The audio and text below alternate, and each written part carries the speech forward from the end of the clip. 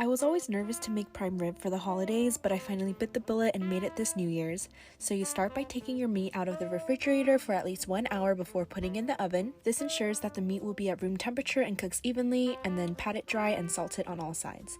Then for our butter mixture, combine softened Kerrygold butter, some Dijon mustard, chopped fresh rosemary, and chopped garlic. You could add any additional herbs such as thyme if you'd like, and then of course some salt and pepper. We're gonna mix everything together, and because the butter is softened, it should mix very well.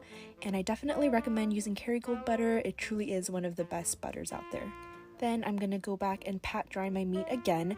This is very crucial because you want all of that buttery goodness to stick onto the meat. Now I'm going in with some kitchen twine and tying up the meat, and honestly, I'm not sure if I'm doing it correctly. I kind of just tied it like how I tie my shoelaces, bunny ears for the win.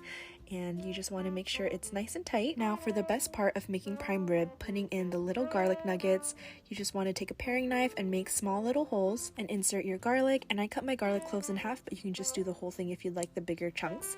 And I actually learned this step from my boyfriend's family. It's my favorite part of getting like a little piece of prime rib with garlic in it. It's delicious.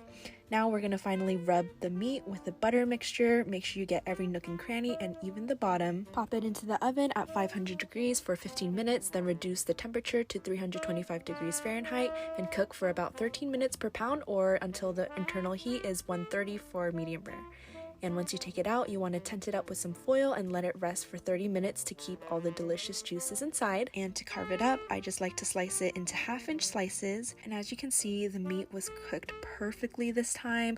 I was super proud of myself. This was my first time ever making prime rib, and it definitely won't be the last. I used the drippings from the meat to make a beautiful au jus sauce to put on top, and I served it with some homemade side dishes. I made mashed potatoes and gravy, cream corn, cream spinach. I will now be on duty to make the prime rib every year, and as always, I'll leave the measurements down below so you guys can follow along and let me know if you guys try this one out.